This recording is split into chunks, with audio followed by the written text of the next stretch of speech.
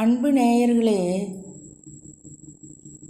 அன்னை சுயம்பு நவசக்தி துர்க்கையானவள் பாலாலயத்தில் இருக்கிறாள். அன்னை மறுபடியும் கும்பாபிஷேகம் காண இருக்கின்றாள். 2010 கும்பாபிஷேகம் அன்னை காணும்போது எங்களது சுயம்பு நவசக்தி துதிப்பாமாலை என்னும் நூலை அப்பொழுது இணையமைச்சராக இருந்த மதிப்பிற்குரிய திரு ஜெகத்ரட்சகன் அவர்களின் கரங்களால் வெளியிடப்பட்டது. அப்பொழுது நாங்கள் எல்லாம் ஆளுக்கு ஒரு பணியை செய்து கொண்டிருந்தோம். மகளிர்கள் அனைவரும்.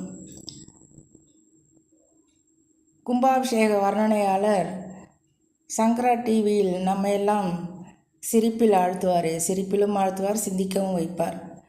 திரு ராமலிங்கம் அவர்கள்தான் வர்ணனையாளர். அவர் அடியேன் எழுதிய பாடலிலிருந்து ஒரு வரியை துர்க்கையம்மா எங்கள் துர்க்கையம்மா அப்படி என்று சொல்லிக் கொண்டிருந்தார்.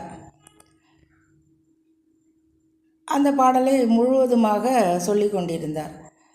அடியேனோ வர்ணனையில் வரும் வார்த்தைகள் போலும் என்று எண்ணிக்கொண்டு பணியை செய்து கொண்டிருந்தோம் நாங்கள் அனைவரும். பிறகு பார்த்தால் வெளியிட்ட துதிப்பாமாலையில் இருந்த வரிகள் என்று அறிந்து கொண்டேன். உண்மையாகவே என் மனம் அடைந்த மகிழ்ச்சிக்கு அளவே இல்லை. தாயே, இதற்குத்தானா இத்தனை கஷ்டம்?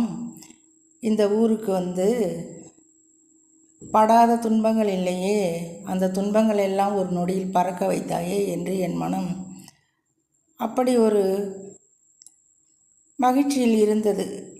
இப்படி நாம் நினைக்க முடியாததெல்லாம் நடத்தி வைப்பவள்தான் என் அம்மா சுயம்பு துர்க்கையம்மா. அவள் யாருக்கு தான் அள்ளி கொடுக்க மாட்டாள்?